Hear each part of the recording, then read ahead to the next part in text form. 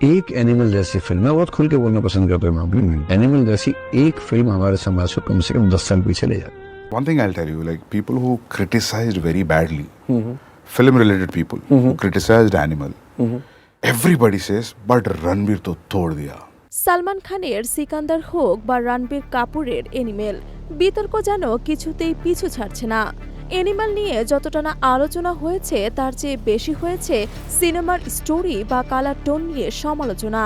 আর এবার সেই সমালোচনার জবাব দিলেন পরিচালক সন্দীপ রেড্ডি ভাঙ্গা। সম্প্রতি গেম চেঞ্জার্স পডকাস্টে এসে একজন আইএএস অফিসারের মন্তব্যে চরম অসন্তুষ্টি প্রকাশ করেছেন সন্দীপ। তিনি সরাসরি বললেন, ওনার কথাগুলো এমন ছিল যেন আমি কোনো বড় অপরাধ করে ফেলেছি। যার কথা বলেছেন সন্দীপ তিনি আর কেউ নন, আইএএস অফিসার বিকাশ দ্বিপ্রকৃতি। গত বছর তিনি এনিমেলকে নিয়ে বলেছিলেন, এমন ছবি আমাদের সমাজকে 10 বছর পিছিয়ে দিচ্ছে, অপরাধের প্রবণতা বাড়িয়ে দিচ্ছে। সন্দীপ বলেন, একজন আইএএস অফিসার খুব সিরিয়াসলি বললেন, এনিমেলের মতো সিনেমা তৈরি হওয়া উচিত নয়। আমি শুনে খুব হতবাক, মনে হলো আমি যেন কোনো ক্রিমিনাল কাজ করেছি।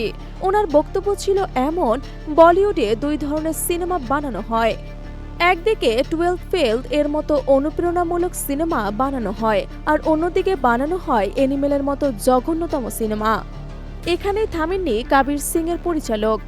আইএএস অফিসার হওয়া সিনেমা বানানোর চেয়ে অনেক সহজ, এমন বিস্ফোরক মন্তব্য করলেন তিনি। সন্দীপ বলেন, আইএএস হওয়ার জন্য একটি নির্দিষ্ট সিলেবাস আছে। দিল্লিতে একটি কোচিং ইনস্টিটিউটে ভর্তি হন, 2 থেকে 3 বছর পড়াশোনা করুন, 1500টা বই পড়ুন, তাহলেই ব্যাস আপনি আইএএস। কিন্তু সিনেমা বানানোর জন্য কোনো নির্দিষ্ট বই নেই, কোনো নির্দিষ্ট শিক্ষক নেই। ফিল্ম মেকিং শিখতে জীবন লাগে।